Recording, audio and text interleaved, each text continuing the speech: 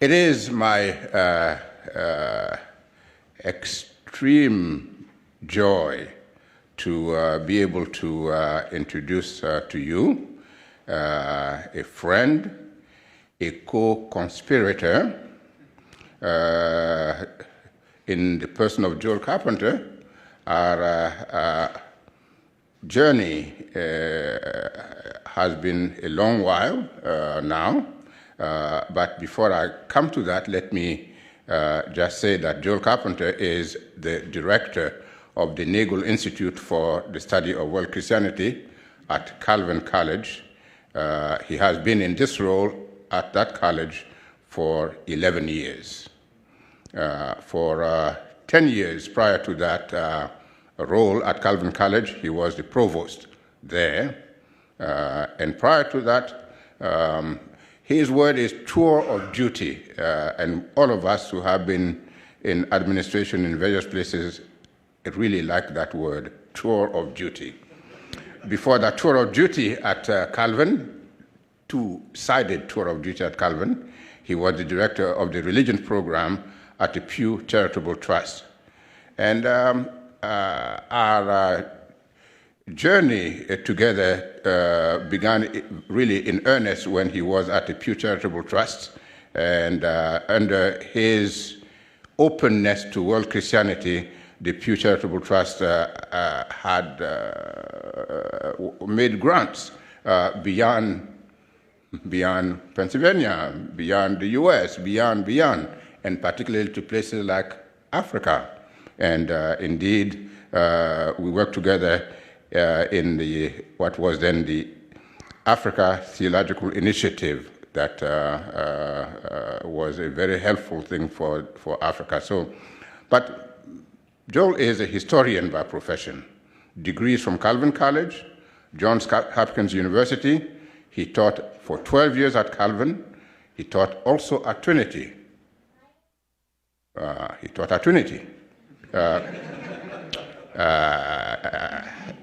From 78 to 83. He's a young man, but he taught here when he was only 12. And taught at Wheaton College. At Wheaton, he was the director of the Institute for the Study of American Evangelicals. I think that the first time I actually met you, Joel, was at a conference in 1989 in conjunction with the ISAE at Wheaton. So that's how far back we go, 1989. Dr. Carpenter has published extensively in the field of American religious history. He's published a book that is award-winning, that I actually own and have read, Revive Us Again, The Reawakening of American Fundamentalism at Oxford University Press in 1997. I commend that book to everyone.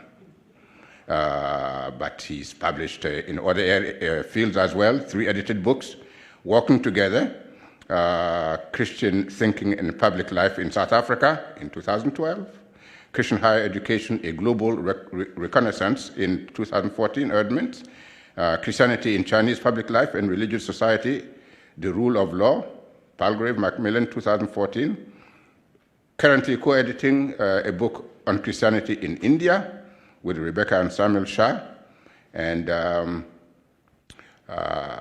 our current working together has taken us to Abidjan, Cote d'Ivoire, about 10 days ago, and Harold Netland was there, where we have been guiding a major research grants initiative for 23 teams of African theologians and social scientists funded by the John Templeton Foundation. So I'm grateful that even though we are both jet-lagged, that Joel, you are here this afternoon, and we look forward to hearing what you have to say to you from your heart, and then we'll talk to you after. So.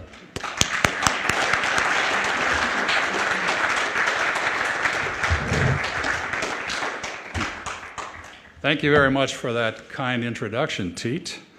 I wondered if you have a copy, you could send that to my mother. I called her this morning, and she said she'd be praying for me, so I feel well fortified for this event.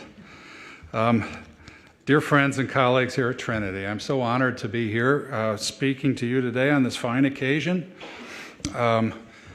There's a growing number of centers and institutes, all aimed at better understanding of world Christianity, and also in saying how, in fact, do institutions, especially Christian institutions of learning in the global north, make sense of this amazing phenomenon of our time, and also what does it mean? How is this changing who we are and how we think and how we witness?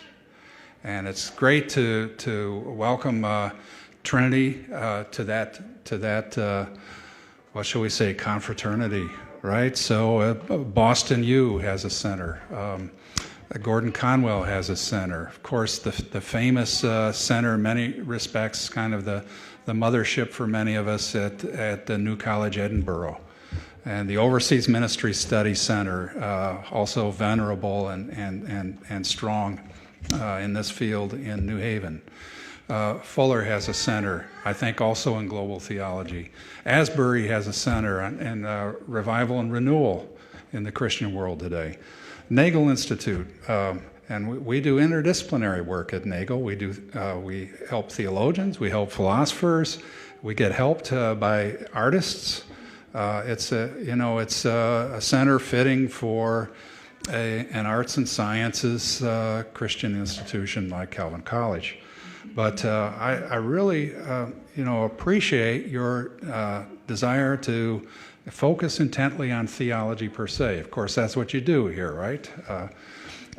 But it's welcome, and I do hope that the next time these various center directors get together, that we'll be able to compare notes.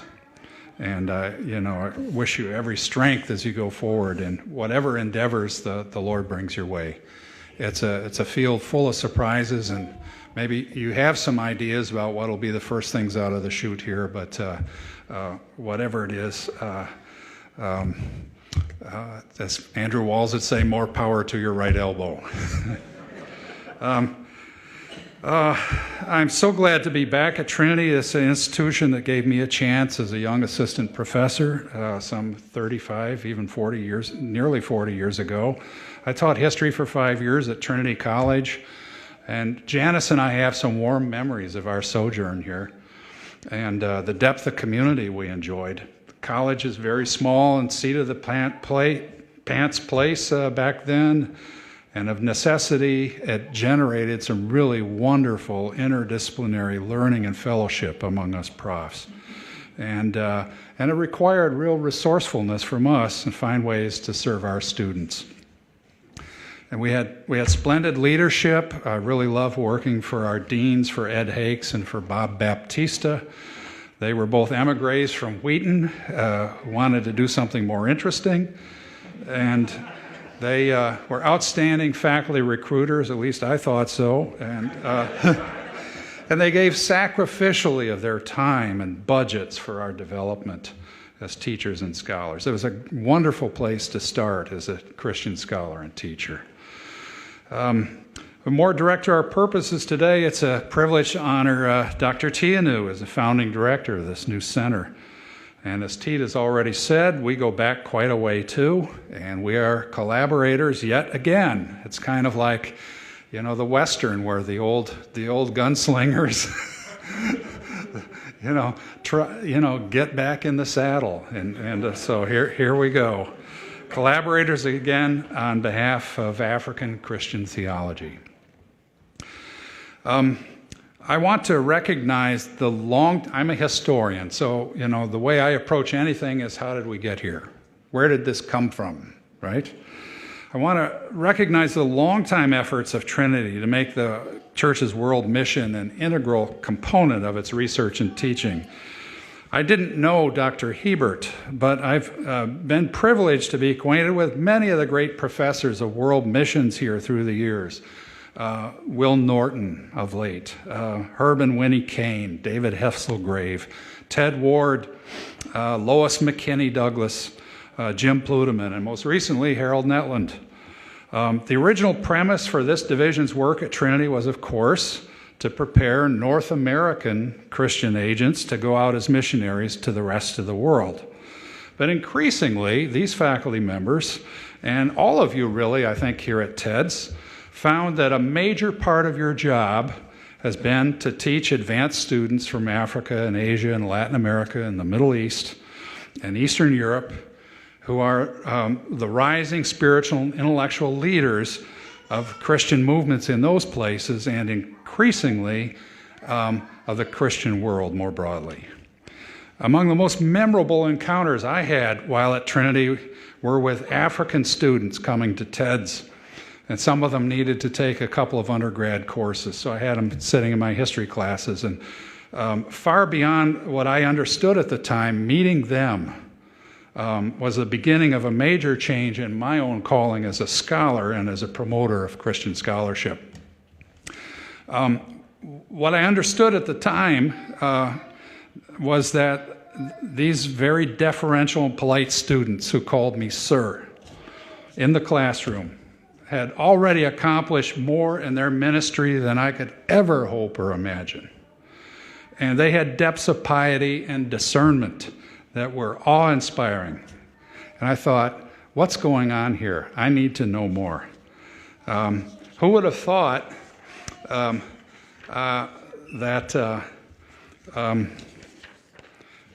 there's these double-sided pages, you know. Who would have thought at that time, circa 1980, that TEDS would eventually install one such African apostle as its dean.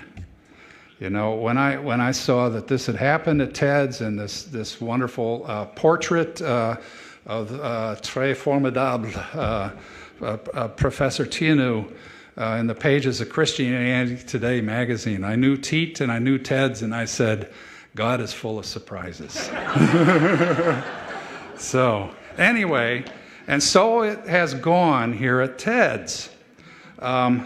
So now on to this new center. TEDS is, I believe, now opening up a new chapter in its approach to Christianity's world mission.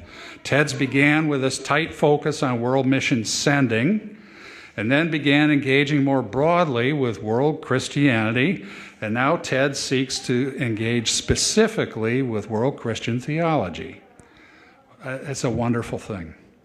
I'm particularly intrigued with the third aim of this new center. I don't know if you've seen its aims and purposes, but the third aim is, and I quote, to provide guidance for the TEDS learning community in developing a deeper understanding of 21st century global realities and their implications for theological education.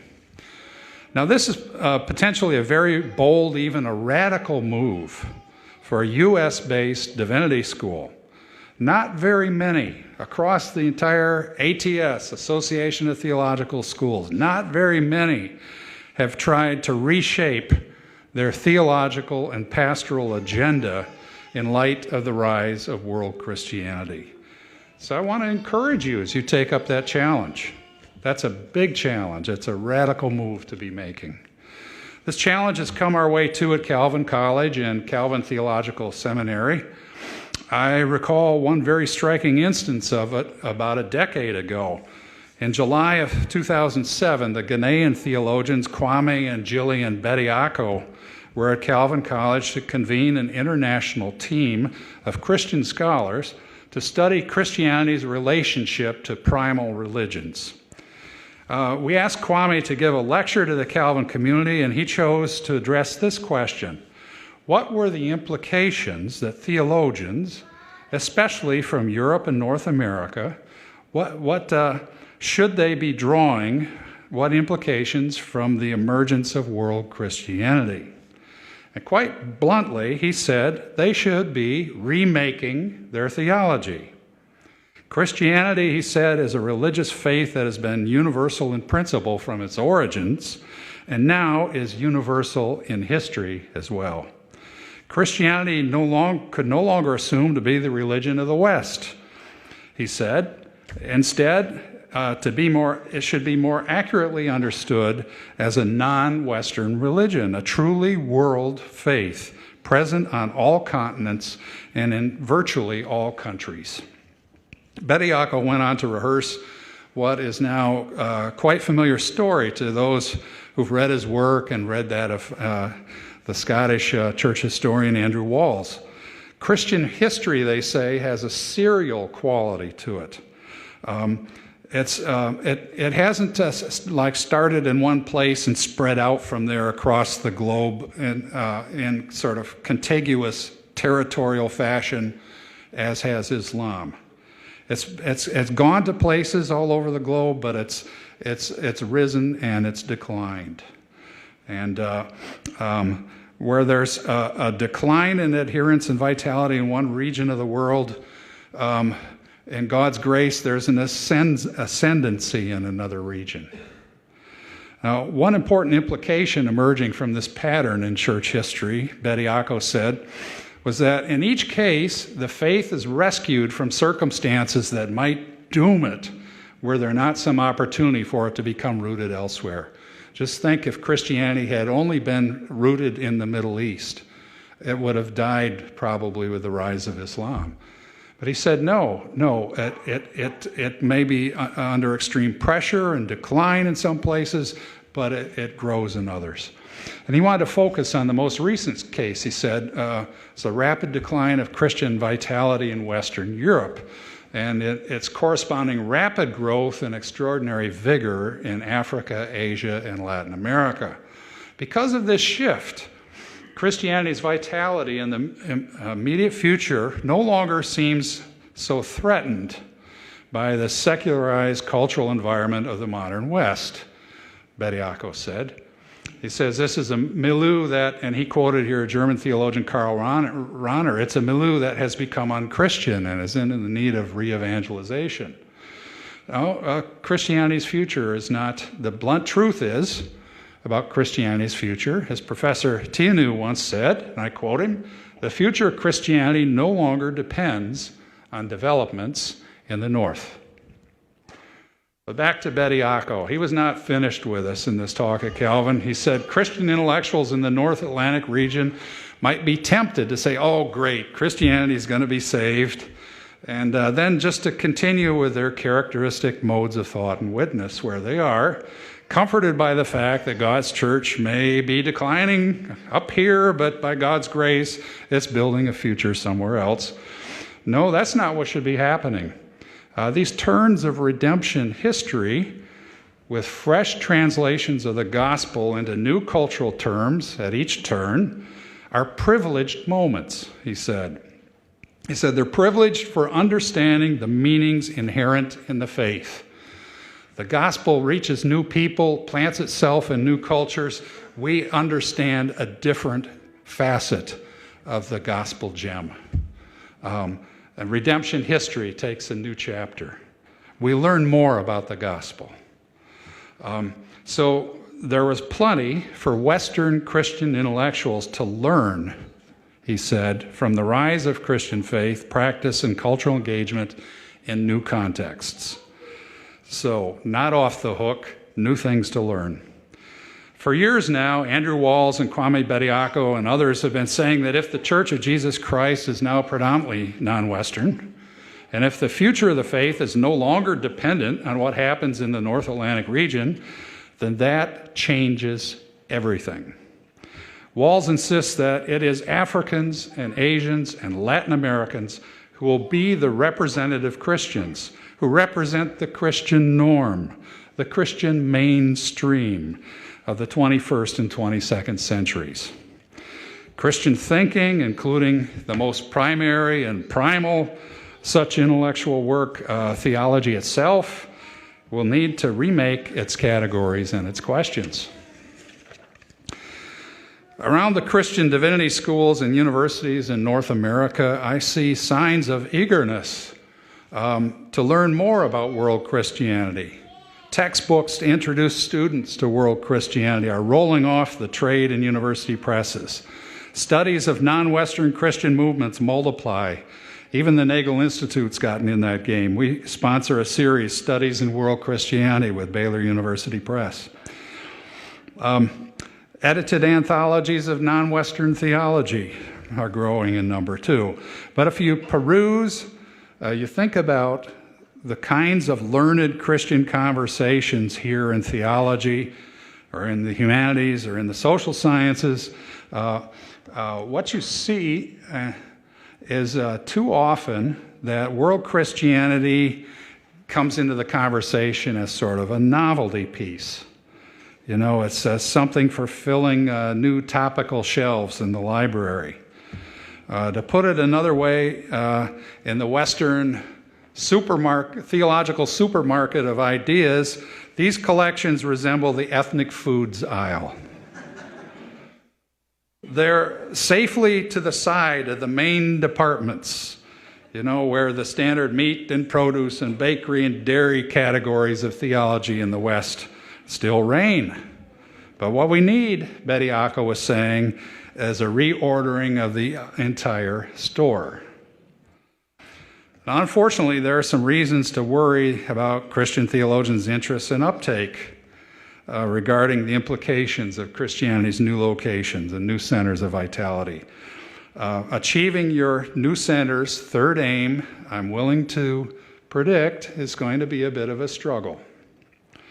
Perhaps the most important of these concerns is driven by context, where theology in the West has been situated. To us historians, everything is contextual. Everything is situated. We're fascinated with how ideas develop, but we don't study them as purely intellectual dialectic. Ideas arise out of situations. Theology works with universal truths, but it does not ask and answer its own questions. At its very basic level, theology seeks to answer questions that arise when Christian people engage their cultures with the gospel. They seek answers from the scriptures and from wise Christian teaching, past and present, regarding how to give witness and how to live for Christ. As Andrew Walls puts it, Christian scholarship follows Christian mission and derives from Christian mission. Walls frequently narrates his way through many centuries of church history to show this, and to show repeatedly that, and I quote him, a lively concern for Christian living and Christian witness has repeatedly called scholarly activity into existence. When Western Christian intellectuals hear contextual theology, however, we tend to think of someone else's context, of attempts in Africa, Asia, and Latin America to express theological ideas in local idioms and to address local concerns. But this is what has happened in the West as well. One of our main problems, therefore, is we do not see Western theology as contextual, but rather as central and universally normative.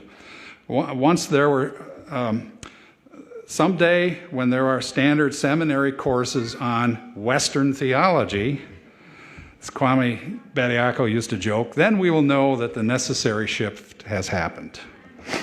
Think with me briefly about this. There is, of course, a Western context. Western theologians began with a creative interaction with Hellenic thought and culture, and for a time they engaged the laws and the customs of the pagan North, but they have operated for centuries since then in the West within the systems and assumptions of Christendom, the official Christian territory of Europe, and then the European settlements overseas. Thus, Western theologians have worked for more than a millennium in situation of religious monopoly. They have not been forced to consider rival religious claims or to engage the contending views of sacred texts other than their own. What has been their chief rival, their significant other, their debating partner? It's been the critical rationality of the philosophers. First off, the pagan Greeks, and more recently, the post-Enlightenment skeptics. Theology in the West often acts as if its greatest mission is to answer the questions of those whom Schleiermacher called the cultured despisers of religion. That's the debating partner. And it's a significant one. I don't want to belittle that, but that's been the Western theological context. In some, what we now tend to view as a universal outlook of the secular academy is, in fact, Andrew Walls argues, a highly indigenized, highly contextual, and historically forgetful view of reality. The Western intellectual and academic edifice is a great fortress of post-Enlightenment, post-Christian rationalism and naturalism. It's been laid siege by the postmodernists, but they too work with naturalistic assumptions. And despite the burgeoning academic industry in our universities of studying non-Western cultures, Walls suggests that the Western Academy's approach to the rest of the world really doesn't represent a world standard, but in fact betrays what he calls pre-Columbian maps of the intellectual universe.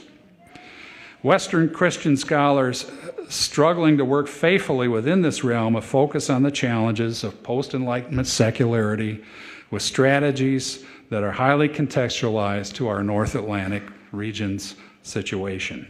So that's been our context. But you know, even that context is rapidly changing, my friends. Not only has Christianity's place and role in the world shifted dramatically, but the world is shrinking, making us all more deeply interactive than ever before.